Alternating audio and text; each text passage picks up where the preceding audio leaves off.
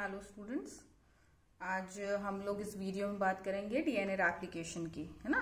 तो DNA application क्या होता है, तो सबसे पहले तो हम ये जान लेते हैं कि डीएनए जो है वो दो इम्पोर्टेंट फंक्शन प्ले करता है। एक होता है हेट्रोकैटालिटिक फंक्शन, है ना, और दूसरा है ऑटोकैटालिटिक फंक्शन। तो हेट्रोकैटालिटिक फंक्शन में क्या करता है वो आरएनए सिंथेसिस करता है, ट्रांसक्रिप्शन और ट्रांसलेशन, है ना, प्रोटीन सिंथेसिस, ट्रांसलेशन। तो ये दोनों के दोनों जो आरएनए सिंथेसिस और प्रोटीन सिंथेसिस, ये दोनों किसके थ्रू कर रहा है? हेट्रोकैटालिटिक फंक्शन के थ्रू कर रहा है। जबकि जो सेकेंड फंक्शन है इसका ऑटोकैटालिटिक फंक्शन, है ना, इसमें क्या करता है? डीएनए सिंथेसाइज करता है इटसेल्फ, है ना, सिंथेसिस ऑफ डीएनए इटसेल्फ, मतलब कि सेम अपनी ही कॉपी बनाता है वो। तो डीएनए रेप्लिकेशन क्या है? The process in which the DNA amplify और makes copies itself is called DNA replication, है ना। तो डीएनए रेप्लिकेशन में क्या है, वो अपनी ही ढेर सारी कॉपीज बनाता है और इसको हम रेप्लिकेशन कहते हैं। अच्छा, डीएनए रेप्लिकेशन कहाँ पर होता है? सबसे पहली बात तो ये, तो डीएनए रेप्लिकेशन जो है वो हमेशा सेल के न्यूक्लियस में या फिर कह सकते हैं न्यूक्लियोलस हम बात कर रहे हैं यूकैरियोटिक सेल्स की, बट प्रोकैरियोटिक सेल्स में न्यूक्लियस में ही होता है। प्रिमिटिव टाइप का प्रोकैरियोटिक सेल में न्यूक्लियस होता है, बट न्यूक्लियस में ही ये प्रोसेस रन करता है। अच्छा, कहाँ होता है? तो जो सेल साइकिल का एस फेज होता है उसमें डीएनए रेप्लिकेशन होता है। S phase that mean synthesis phase, है ना, synthesis phase of the cell cycle. अच्छा, बहुत सारे साइंटिस्ट ऐसे हुए जिन्होंने लेट 1950s में तीन जो है मेथड बताया कि जिसके थ्रू डीएनए रेप्लिकेट होता है, डीएनए अपनी कॉपीज बनाता है। तो उसमें कंजर्वेटिव मेथड है, सेमी कंजर्वेटिव मेथड और डिस्पर्सिव मेथड। ये मैं आपको मिचेल्सन एंड फ्रैंकलिन स्टेहल का जो एक्सपेरिमेंट मैंने वीडियो बनाया था उसमें बता चुकी हूँ, लेकिन यहाँ थोड़ा सा एक रिकैप करते हैं। तो कंजर्वेटिव मेथड को उतना एक्सेप्ट नहीं किया गया और सेमी कंजर्वेटिव मेथड जो है वो फुल्ली एक्सेप्ट किया गया और इसको 1958 में मैथ्यू मिचेल्सन ने और फ्रैंकलिन स्टेहल ने वेरीफाई किया और उन्होंने बोला कि जो न्यू डॉटर स्ट्रैंड्स का फॉर्मेशन होता है वो सेमी कंजर्वेटिव मेथड के थ्रू ही होता है।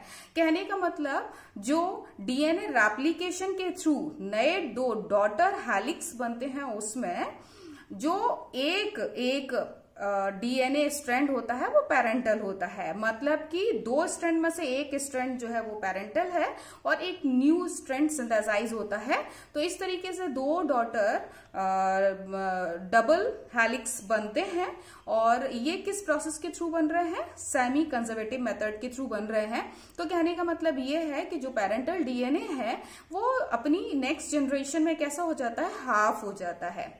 मतलब हाफ जो पार्ट ऑफ डीएनए है पेरेंट का वो कैसा होता है? कंजर्व रहता है। हाफ दैट मीन्स सेमी, है ना, इसीलिए इसको सेमी कंजर्वेटिव मेथड कहा है। डिस्पर्सिव को भी बहुत एक्सेप्ट नहीं किया गया, इसलिए सेमी कंजर्वेटिव मेथड के थ्रू डीएनए जो है वो रेप्लिकेट होता है, डीएनए अपनी कॉपीज बनाता है और इसको 1958 में मैथ्यू मिचेल्सन और फ्रैंकलिन स्टेहल ने वेरीफाई किया, है ना। नेक्स्ट आ जाता है, अब हम देखेंगे बैक्टीरिया में डीएनए का रेप्लिकेशन, है ना। इसको हम रेप्लिकेशन इन प्रोकैरियोट, बैक्टीरिया एक प्रोकैरियोटिक सेल होता है इसलिए हम इसमें ही सबसे पहले देखेंगे। तो ये जो प्रोसेस है वो कैसे? स्टेप वाइज प्रोसेस है। इसमें बहुत सारी सेल्यूलर प्रोटीन्स जो है वो पार्टिसिपेट करती है और इसमें जो सेल्यूलर प्रोटीन्स के इवेंट्स होते हैं वो सिक्वेंशियल होते हैं, एक के बाद एक प्रोटीन्स का पार्टिसिपेशन होता है और वो अपना रोल प्ले करते हैं। तो अगर हम इसमें देखें कि जो डीएनए होता है, डीएनए जो है वो ये क्रोमोसोम होता है बैक्टीरियल ई कोलाई का क्रोमोसोम, वो कैसा है? सर्कुलर दिखाई दे रहा है। यहाँ पर आपको दिखाई दे रहा होगा, ये सर्कुलर होता है ई कोलाई का। स्पेशली हम ई कोलाई में इसको स्टडी कर रहे हैं। तो ई कोलाई का जो क्रोमोसोम है वो सर्कुलर है और जबकि यूकैरियोट सेल्स का ऐसा नहीं होता है। तो उसमें जो ऑरिजिन ऑफ रेप्लिकेशन है मल्टीपल होता है यूकैरियोट्स में, बट जो ई कोलाई है इसमें ऑरिजिन ऑफ रेप्लिकेशन सिंगल होता है, सिंगल ऑरिजिन होता है।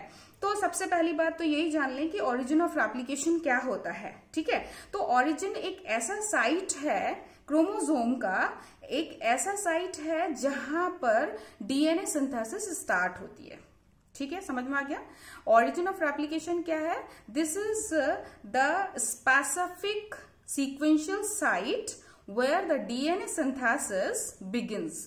एक ऐसा सीक्वेंस होता है जहां पर ये ऑरिजिन पर, जिससे कि डीएनए का सिंथेसिस स्टार्ट होता है। ठीक है, अब जब डीएनए सिंथेसिस स्टार्ट होता है तो इसमें दो फॉर्क बनता है, मतलब कि ये सिंथेसिस यहां से शुरू हुई तो इधर की साइड में चला और इधर की साइड में चला रेप्लिकेशन। ठीक है, इधर भी बन रहा है डीएनए स्ट्रैंड और इधर भी बन रहा है डीएनए स्ट्रैंड, है ना। तो ऑरिजिन के दोनों ऑपोजिट साइड में फॉर्मेशन हो रहा है किसका? डीएनए का, है ना।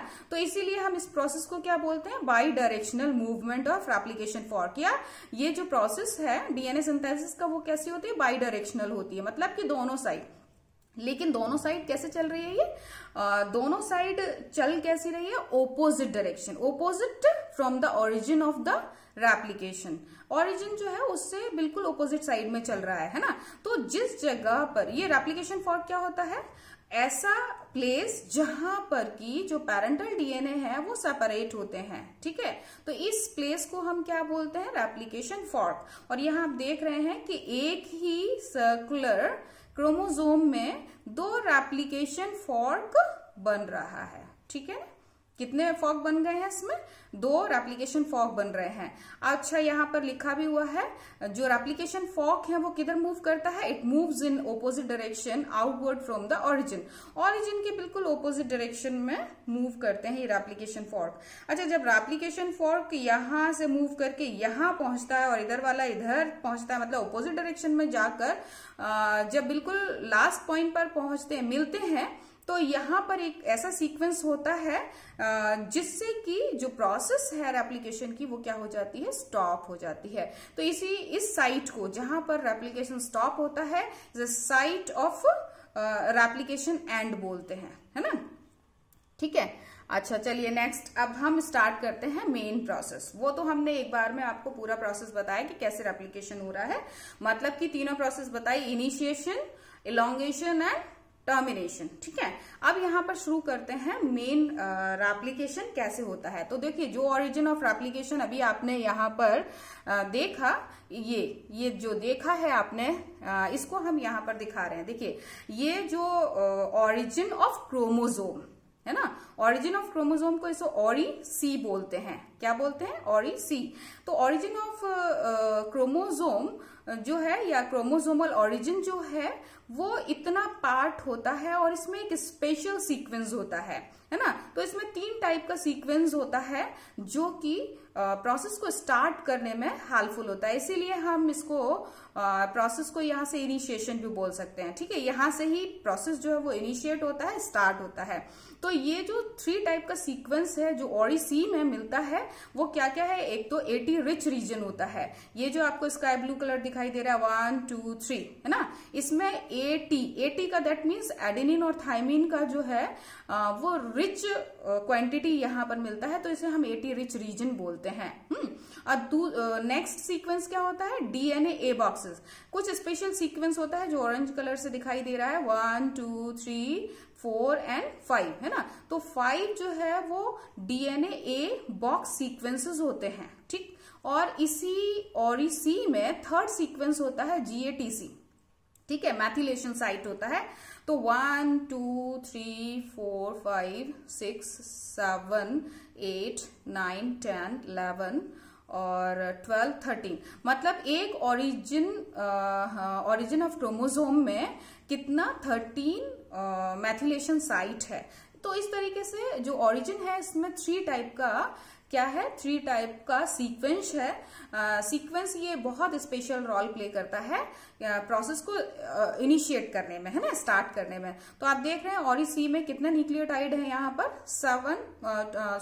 275 न्यूक्लियोटाइड इसमें अटैच हो रखे हैं और जिसमें 3 तरीके का 3 टाइप्स का इसमें सीक्वेंस है। नेक्स्ट आ जाते हैं। अब ये प्रोसेस कैसे स्टार्ट होती है, देखिए मैंने यहाँ पर कुछ कलर्स बताए थे। स्काई ब्लू कलर के लिए हमने AT रिच रीजन बताया है और ऑरेंज कलर के लिए DNA A बॉक्स सीक्वेंस बताया है। अब इसको प्रोसेस को यहाँ से शुरू करते हैं इनिशिएशन साइट से ना। तो देखिए जो इनिशिएशन साइट है यहाँ पर क्या बताया था, AT रिच रीजन है, मतलब कि यहाँ पर एडेनिन और थाइमिन सबसे ज्यादा है। और दूसरा क्या है, ये DNA A बॉक्स सीक्वेंस है।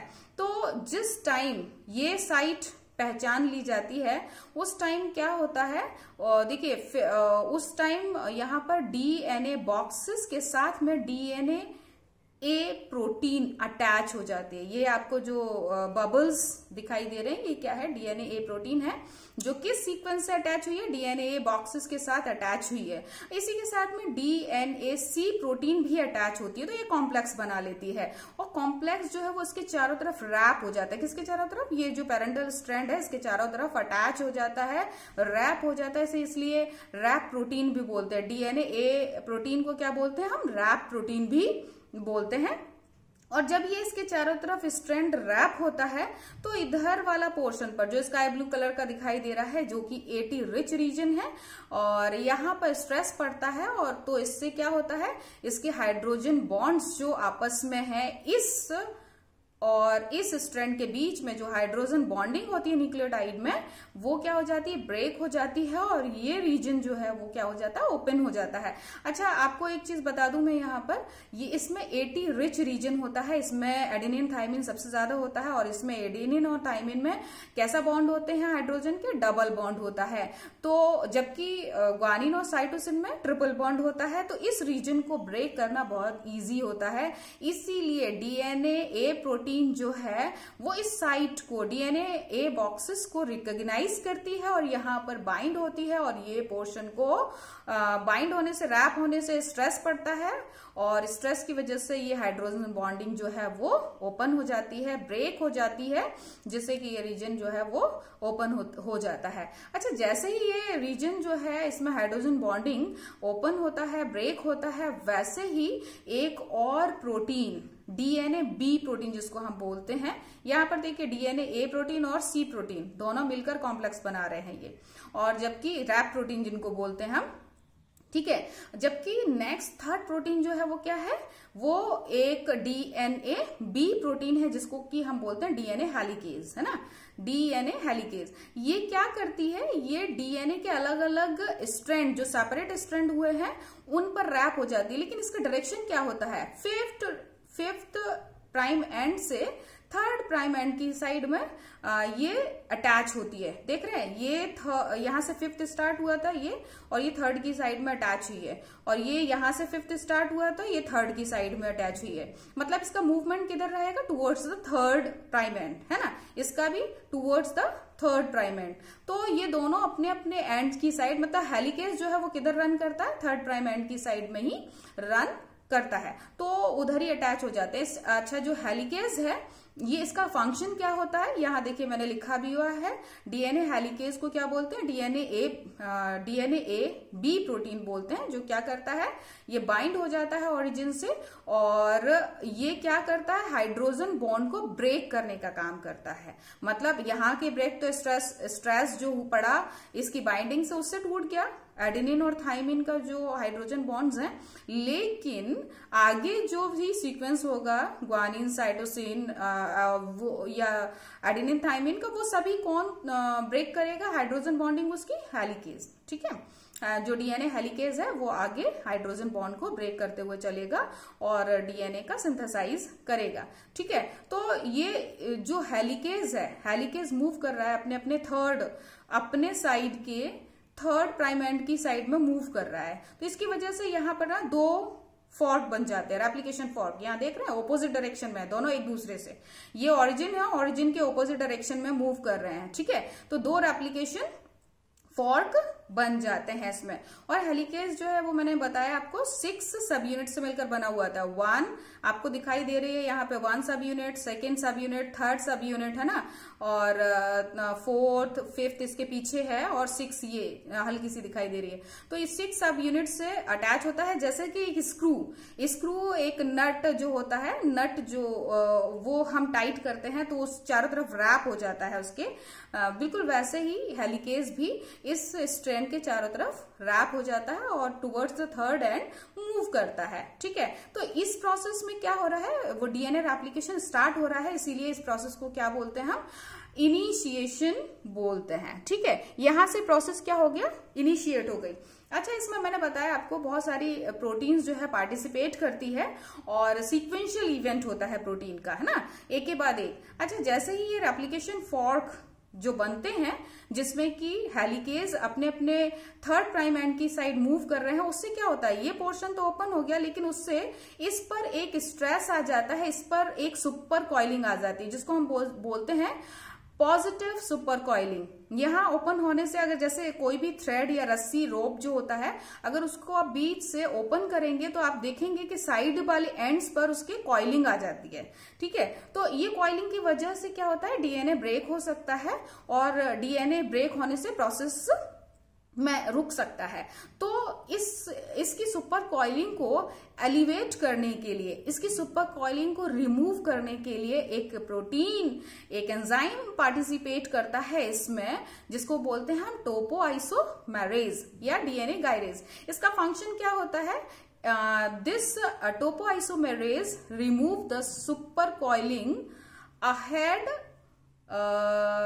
हेलिकेज, डीएनए हेलिकेज के ठीक सामने जो भी सुपर कॉइलिंग है उसको क्या करता है, टोपोआइसोमेरेज रिमूव करता रहता है या फिर एलिवेट करता है। एलिवेट दैट मीन्स द कम करता है।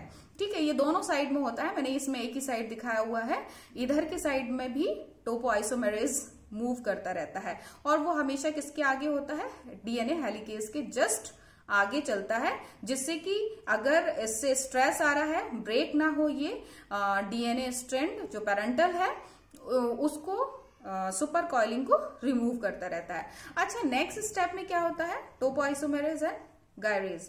ये नीट के लिए भी बहुत इंपॉर्टेंट क्वेश्चंस हैं, इसलिए आपको इनके फंक्शंस भी याद रखने हैं। ये क्या करता है, सुपर कॉइलिंग को रिमूव करता है या एलिवेट करता है ना। अच्छा, नेक्स्ट क्या होता है, अब ये जो ओपन पार्ट है, it can also rejoin, it can be again rejoin ना, फिर से ये ज्वाइन हो सकता है, ज्वाइंट फिर से ये डबल हेलिक्स बना सकते हैं। तो to prevent the rejoining of the parental strand क्या होता है, इससे कुछ प्रोटीन अटैच हो जाती है। ये देख रहे हैं आप यहाँ पर कुछ बबल्स जैसे स्ट्रक्चर्स दिखाई दे रहे हैं, इसको बोलते हैं हम SSB protein, single strand binding protein. नाम से ही पता चल रहा है, सिंगल स्ट्रैंड बाइंडिंग प्रोटीन। ये जो सिंगल स्ट्रैंड है उसको बाइंड कर लेती है और फिर वापस से डबल हेलिक्स नहीं बनने देती जब तक कि इसमें डीएनए सिंथेसिस कंप्लीट ना हो जाए। ठीक है, तो टोपोआइसोमेरेज का काम क्या है, सुपर कॉइलिंग को रिमूव करना, और हेलिकेज का काम क्या है, वो हाइड्रोजन बॉन्डिंग को ब्रेक करना, और सिंगल स्ट्रैंड बाइंडिंग प्रोटीन का काम क्या है, दोनों स्ट्रैंड को सेपरेट रखना, है ना। तो ये आपको समझ में आ गया होगा। अब यहाँ हम चलते हैं प्रोसेस की तरफ। ठीक है, अब प्रोसेस ये क्या है, synthesis and elongation of the DNA strand. DNA strand का सिंथेसिस और इलोंगेशन कैसे होता है, तो इतना प्रोसेस तो मैंने आपको बता दिया कि हेलिकेज मूव कर रहा है आगे और फॉर्क बना रहा है, और टोपोआइसोमेरेज उसके आगे चल रहा है ना, किस लिए, यहाँ सुपर कॉइलिंग को रिमूव करने के लिए, और सिंगल स्ट्रैंड बाइंडिंग प्रोटीन्स जुड़ गए हैं जिससे कि ये स्ट्रैंड फिर से क्या ना हो, बाइंड ना हो जाए, डबल हेलिक्स ना बना लें। ठीक है, इसके बाद जो है वो एक डीएनए पॉलीमरेज एंजाइम पार्टिसिपेट करता है। अच्छा, डीएनए पॉलीमरेज जो है उससे पहले, डीएनए पॉलीमरेज में कैपेसिटी नहीं होती है वो प्रोसेस को स्टार्ट कर पाए, तो क्या होता है कि प्राइमेज, आरएनए प्राइमेज एक एंजाइम होता है, वो 5th प्राइम एंड पर अटैच होता है। एटलीस्ट 2 न्यूक्लियोटाइड यहाँ अटैच कर देता है, मतलब कि प्रोसेस स्टार्ट कर देता है, और फिर उसके बाद डीएनए पॉलीमरेज थर्ड जो है वो न्यूक्लियोटाइड को अटैच करके इस डीएनए को क्या करता रहता है, इलोंगेट करता रहता है, मतलब कि प्रोसेस को बढ़ाता रहता है जब तक कि डीएनए कंप्लीट ना हो जाए। तो डीएनए पॉलीमरेज काम क्या करता है, जो न्यूक्लियोटाइड्स हैं उनके बीच में, शुगर और फॉस्फेट के बीच में जो कोवैलेंट बॉन्ड होता है उसको क्या करता है, कैटालाइज करता है, मतलब कि उसको ज्वाइंट करता है, और ये कंप्लीट स्ट्रैंड का फॉर्मेशन देखिए यहां कर दिया है। लेकिन आप ये देख रहे हैं कि जो डीएनए पॉलीमरेज है इसका माउथ इधर है, फेस इधर है और टेल इधर है, ठीक है। तो ये 5th to 3rd prime end की तरफ मूव करता है, लेकिन हम ये बात कर रहे हैं जो सिंथेसाइज स्ट्रैंड है उसकी, ठीक है। ये पेरेंटल स्ट्रैंड की बात नहीं कर रहे हैं, ये सिंथेसाइज स्ट्रैंड जो है हम इसकी बात कर रहे हैं। इसमें क्या है, देखिए 5th प्राइम एंड पर DNA primer, sorry RNA primer बन गया, जो किसकी एंजाइम की वजह से बना है, आरएनए प्राइमेज। आरएनए प्राइमेज जो है वो एक ऐसा एंजाइम है जो आरएनए प्राइमर का फॉर्मेशन करता है। आरएनए प्राइमर क्या है, आरएनए प्राइमर एक छोटा सा न्यूक्लियोटाइड का सीक्वेंस होता है जिसमें 10 से 12 न्यूक्लियोटाइड होते हैं, हाँ। और ये प्रोसेस स्टार्ट होने के बाद डीएनए पॉलीमरेज अपना काम शुरू कर देता है, और डीएनए पॉलीमरेज कोवैलेंट बॉन्ड को न्यूक्लियोटाइड को जोड़ते हुए आगे इस प्रोसेस को एलोंगेट करता है और डीएनए का सिंथेसिस करता है। तो यहाँ हमने आपको बताया कि जो डीएनए है वो किधर की साइड, डीएनए पॉलीमरेज है ना, डीएनए पॉलीमरेज थर्ड एंजाइम जो है वो किधर की तरफ चल रहा है, वो 5th प्राइम एंड से 3rd प्राइम एंड की साइड मूव कर रहा है और साथ में न्यूक्लियोटाइड को अटैच करते हुए चल रहा है, ठीक है। ऐसे ही ये मैंने आपको यहाँ बता दिया कि 5th to 3rd prime end की साइड मूव करता है, ठीक है। ये हम बात कर रहे हैं growing strand. Growing strand that means the new synthesize strand की। अब ये कॉन्टिन्यू बन रहा है, इसको हमने बोला यहाँ पर लीडिंग स्ट्रैंड। लेकिन जो ओपोजिट डायरेक्शन में जो ओपोजिट स्ट्रैंड होता है पैरेंटल, उसका सीक्वेंस ऐसा होता है कि जो सिंथेसाइज होने वाला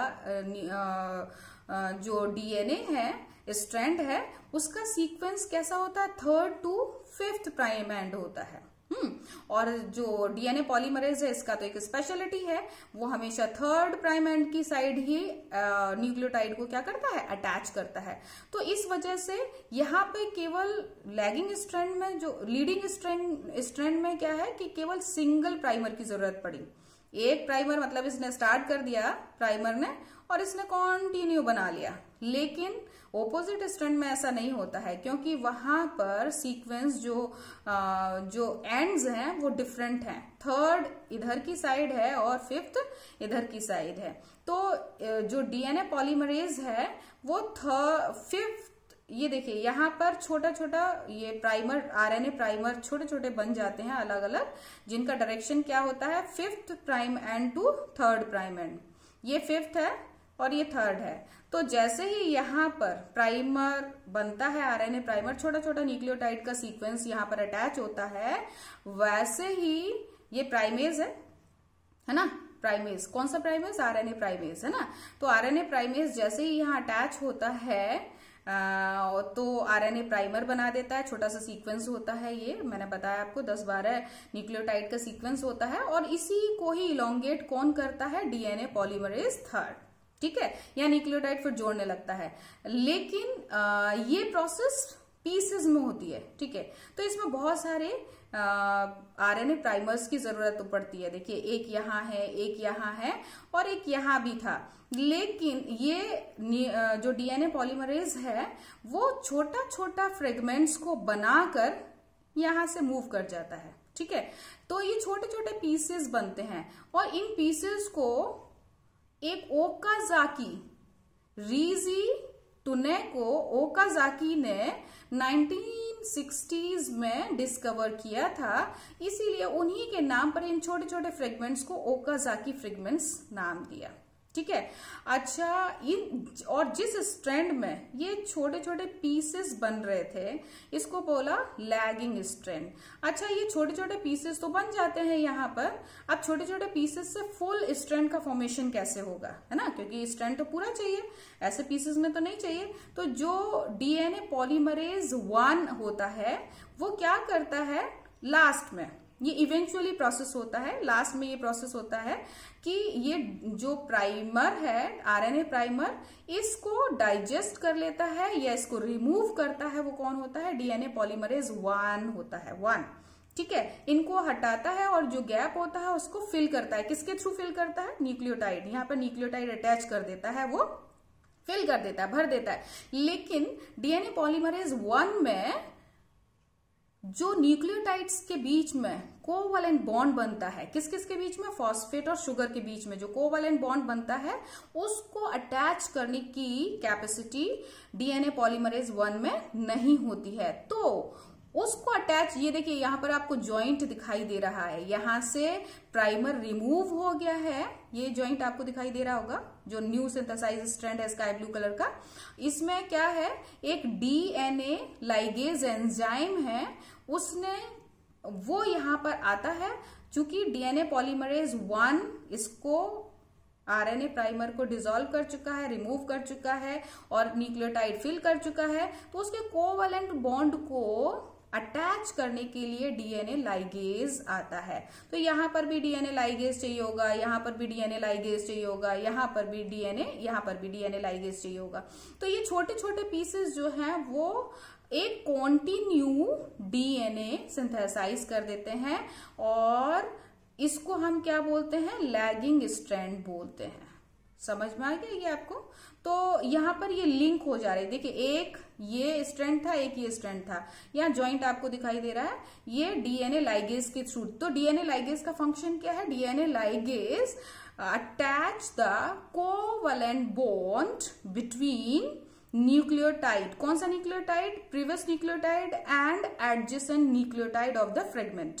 मतलब ये वाला न्यूक्लियोटाइड का कोवैलेंट बॉन्ड और इससे जस्ट आगे वाले का जो शुगर और फॉस्फेट बॉन्ड है उसको अटैच कर देता है, जिससे ये कॉन्टिन्यू थ्रेड बन जाता है। तो जो एक ओकाजाकी फ्रेगमेंट होता है, ओकाजाकी फ्रेगमेंट, उसकी लेंथ बैक्टीरिया में 1000 से 2000, 1000 to 2000 न्यूक्लियोटाइड होते हैं। ठीक है, एक ओकाजाकी फ्रेगमेंट में। जबकि अगर हम यूकैरियोट्स की बात करें तो ये बहुत छोटा होता है ओकाजाकी फ्रेगमेंट, उसमें 100 से केवल 200 न्यूक्लियोटाइड्स ही होते हैं। अच्छा, अभी हम बात कर लेते हैं डीएनए पॉलीमरेज 3 की। मैंने आपको बताया कि 2 डीएनए पॉलीमरेज पार्टिसिपेट करते हैं डीएनए रेप्लिकेशन में। तो डीएनए पॉलीमरेज 1 और 2, 1 का क्या काम था, प्राइमर को रिमूव कर रहा था और साथ में न्यूक्लियोटाइड को वहां खाली जगह पर फिल कर रहा था। ठीक है, और डीएनए पॉलीमरेज 3 जो है वो क्या कर रहा है, न्यूक्लियोटाइड को कॉन्टिन्यू क्या कर रहा है, अटैच कर रहा है। ये देखिए यहाँ पर अटैच करता हुआ चल रहा है ये। तो दोनों का फेस जो है वो किस 3rd प्राइम एंड की साइड है, यहाँ पर भी देखिए 3rd प्राइम एंड की साइड है ना। तो अभी हम इसके डीएनए पॉलीमरेज 3 की बात कर लेते हैं, क्योंकि ये बहुत इंपॉर्टेंट है।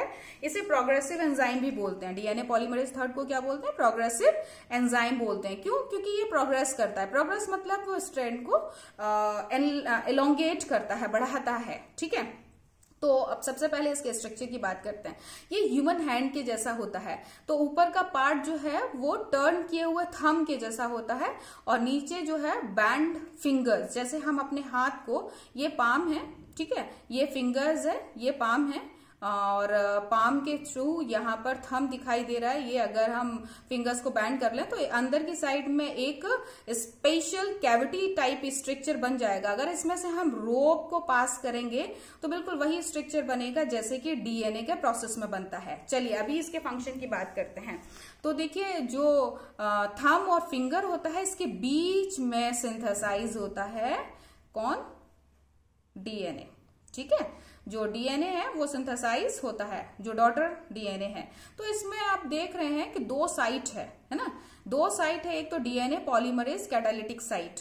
तो इस साइट में क्या होता है, मैंने आपको बताया था थर्ड प्राइम एंड की साइड हमेशा न्यूक्लियोटाइड जुड़ते हैं। ये पॉलीमरेज थर्ड है पूरा, और इसमें जो कैटालिटिक साइट है इसमें ये जो न्यूक्लियोटाइड है वो अटैच होते जा रहे हैं। तो यहां पर क्या हो रहा है, यहां पर कोवैलेंट बॉन्ड जो है वो अटैच हो रहा है। ठीक है, कोवैलेंट बॉन्ड और हाइड्रोजन बॉन्ड दोनों ही यहाँ पर एक दूसरे से अटैच हो रहे हैं। कोवैलेंट बॉन्ड इसमें साथ में होगा, हाइड्रोजन बॉन्ड इन दोनों के स्ट्रैंड के बीच में होंगे। ठीक है, तो इनका पूरी तरीके से ध्यान रखा जाता है कि इसमें मिसमैच भी ना हो। तो मिसमैच के लिए कौन है, एक देखिए स्पेशल साइट और है यहाँ पर, थर्ड प्राइम एक्सोन्यूक्लियस साइट। ये साइट क्या है, ये प्रूफ रीडिंग करती है। जब ये न्यूक्लियोटाइड यहाँ पर आ रहे होते हैं, है ना, तो क्या है, ये जो थर्ड प्राइम एंड की साइड न्यूक्लियोटाइड अटैच होते हैं वो किसके अकॉर्डिंग होते हैं, कॉम्प्लीमेंट्री होते हैं। किसके, पेरेंटल डीएनए के हिसाब से। अगर यहाँ पर ए है तो यहाँ टी होगा, यहाँ जी है तो यहाँ सी होगा, यहाँ टी है तो यहाँ ए होगा।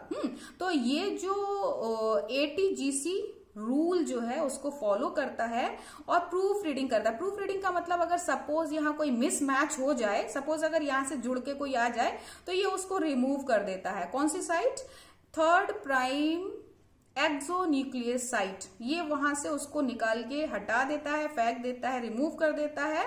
और थर्ड प्राइम एंड पर हमेशा कॉम्प्लीमेंट्री न्यूक्लियोटाइड को ही अटैच करता है। जो किसका कॉम्प्लीमेंट्री होता है, पेरेंटल डीएनए में जो बेस पेयर होता है उसका कॉम्प्लीमेंट्री होता है, केवल उसी को थर्ड प्राइम एंड की साइड में न्यूक्लियोटाइड को अटैच करता जाता है। अच्छा, जो इनकमिंग न्यूक्लियोटाइड हैं वो किस फॉर्म में होते हैं, वो DNTP फॉर्म में होते हैं। DNTP इसकी एक्टिवेटेड फॉर्म होती है, डीऑक्सीराइबो न्यूक्लियोसाइड ट्राइफॉस्फेट फॉर्म होता है। जब ये यहाँ पर अटैच होते हैं इस फॉर्म में, एक्टिवेटेड फॉर्म में, तो इसमें से क्या होता है, इसमें से 2 ATP रिलीज होते हैं, क्योंकि भाई काम कर रहा है तो एनर्जी भी चाहिए, है ना। काम करने के लिए, किसी भी काम को करने के लिए एनर्जी का रिक्वायरमेंट होता है।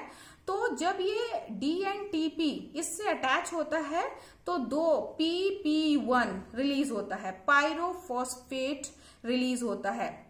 और पायरोफॉस्फेट रिलीज होने की वजह से ये जो है वो न्यूक्लियोटाइड में बॉन्डिंग हो जाती है, कोवैलेंट बॉन्ड बन जाता है फॉस्फेट और शुगर के बीच में, एडजेसेंट न्यूक्लियोटाइड। ये देखिए एडजेसेंट न्यूक्लियोटाइड ये है, ये वाला, और इसके बीच में क्या हो रहा है, कोवैलेंट बॉन्ड हो जा रहा है। ठीक है, तो इस तरीके से जो थर्ड प्राइम एक्सोन्यूक्लियस साइट है वो क्या करता है, प्रूफ रीडिंग करता है।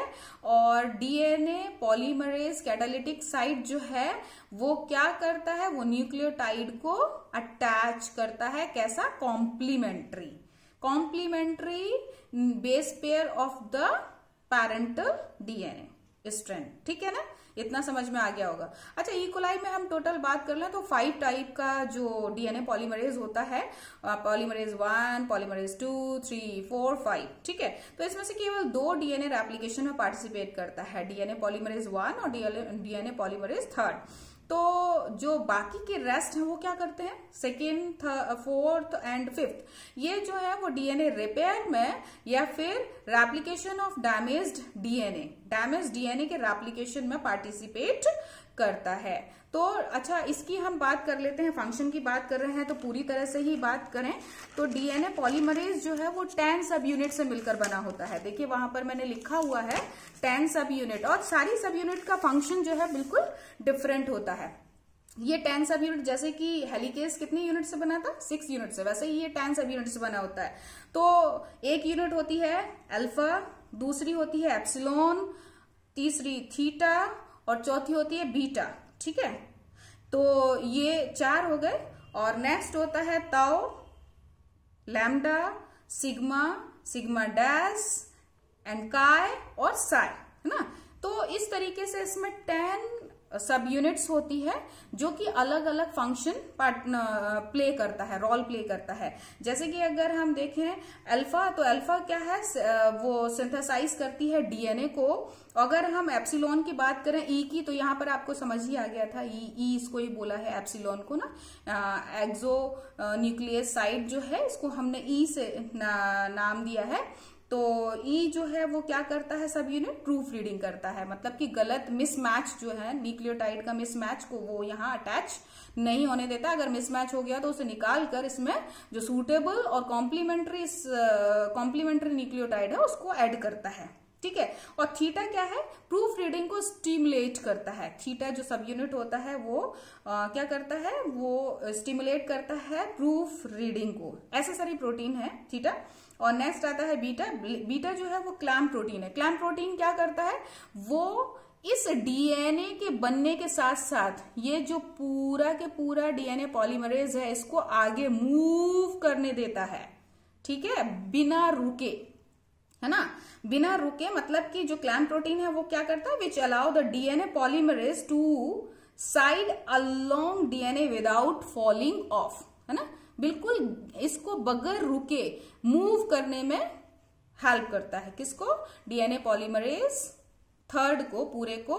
कौन सा सब यूनिट, इसका बीटा सब यूनिट। और लास्ट के जो ताऊ है, लैम्डा है, सिग्मा, सिग्मा डैश और काय और साय, ये सारे के सारे क्लैम्प लोडिंग कॉम्प्लेक्स बनाते हैं, ठीक है। लास्ट के जो 6 हैं वो क्लैम्प लोडिंग कॉम्प्लेक्स बनाते हैं। क्लैम्प लोडिंग कॉम्प्लेक्स का काम क्या है, वो इसको मूव करने में हेल्प करता है बिना रुके, ठीक है। तो ये तो हो गया डीएनए का, डीएनए पॉलीमरेज थर्ड का फंक्शन। अब आ जाते हैं कुछ unusual features of the DNA polymerase. DNA polymerase में कुछ अनयूजुअल फंक्शंस भी होते हैं जो कि नहीं होना चाहिए।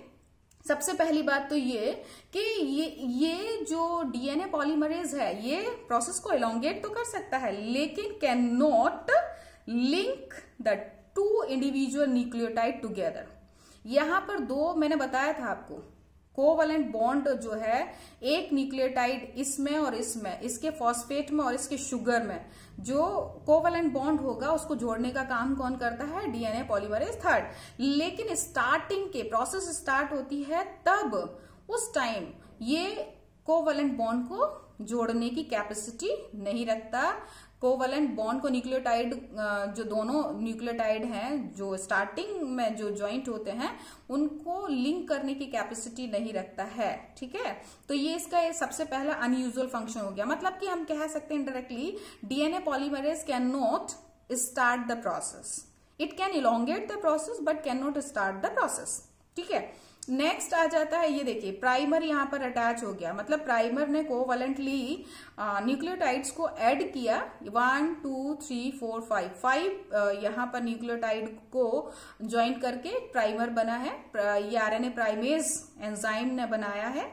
और इसके बाद ये देखिए डीएनए पॉलीमरेज, फिर डीएनए पॉलीमरेज थर्ड यहां अपना रोल शुरू कर देता है और यहां पर जोड़ना शुरू कर देगा, है ना, कोवलेंट बॉन्ड बनाना शुरू कर देगा फॉस्फेट और शुगर के बीच में जो न्यूक्लियोटाइड आते रहेंगे उनके।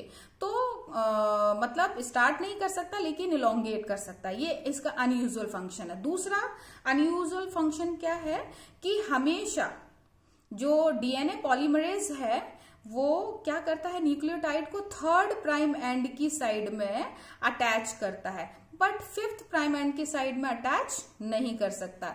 इससे प्रीवियस स्लाइड में मैंने आपको यहाँ पर देखिए यहाँ पर दिखाया था कि ये थर्ड प्राइम एंड है, यहाँ लिखा भी है, यहाँ न्यूक्लियोटाइड अटैच हो रहे हैं, है ना।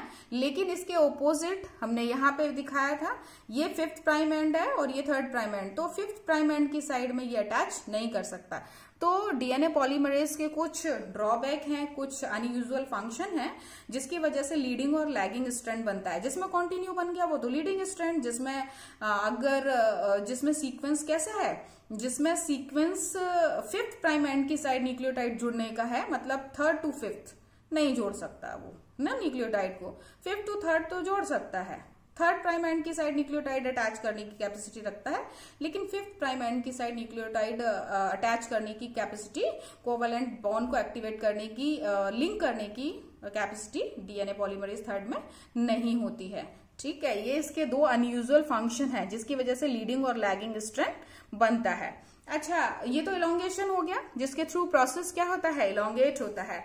नेक्स्ट आ जाते हैं हम टर्मिनेशन पर, है ना। जब प्रोसेस मतलब डीएनए बन गया है, ये देखिए ओरिजिन शुरू हुई थी ऑरिजिन से प्रोसेस शुरू हुई, ऑरिजिन से ये ऑपोजिट साइड में इधर फॉर्क बना, एक ऑपोजिट साइड से इधर फॉर्क बना। तो एक ऐसा सीक्वेंस होता है जिसे हम क्या बोलते हैं, टर्मिनेशन सीक्वेंस बोलते हैं। ठीक है, अब यहां पर देख रहे हैं ये लेफ्ट टू राइट फॉर्क जा रहा है और ये फॉर्क किधर जा रहा है, ये लेफ्ट टू राइट है, ये राइट टू लेफ्ट है।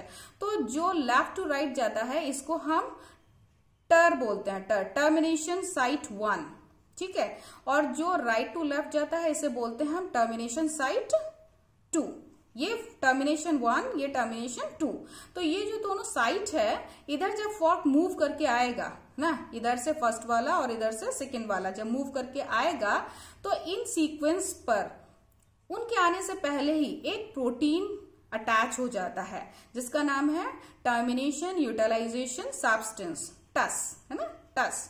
टस प्रोटीन यहां पर भी होता है और यहां पर भी। लेफ्ट टू राइट यहां पर आके अटैच हो जाता है और जब left to right to left जाता है तो यहां पर अटैच हो जाता है। तो ये दोनों फॉर्क को क्या कर देता है, सेपरेट, मतलब स्टॉप कर देता है प्रोसेस, दोनों फॉर्क को मूवमेंट से रोक देता है और वहीं पर ये प्रोसेस क्या हो जाती है, रुक जाती है, टर्मिनेट हो जाती है।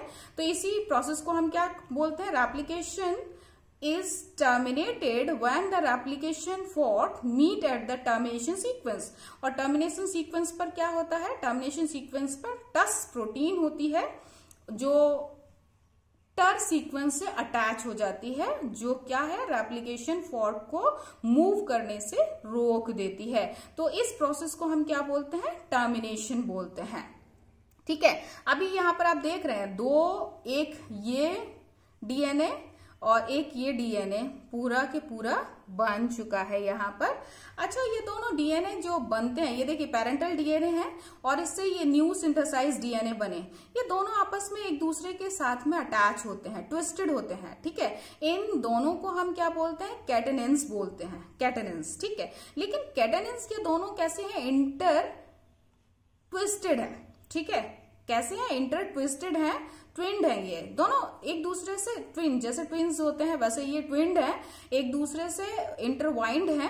तो इनको सबसे लास्ट में जो प्रॉब्लम आती है वही कि ये दोनों सेपरेट जब होंगे तभी डीएनए दो अलग होंगे। ठीक है, तो इस जगह क्या होता है, एक एंजाइम पार्टिसिपेट करता है, टोपोआइसोमेरेज सेकेंड। वो क्या करता है, इनमें टेम्परेरी एक कट लगाता है और टेम्परेरी कट लगाने के बाद मतलब एक टेम्परेरी न्यूक्लियोटाइड को सेपरेट कर देता है और ये दोनों अलग हो जाते हैं, तो फिर उनको फिर से रिजॉइन कर देता है।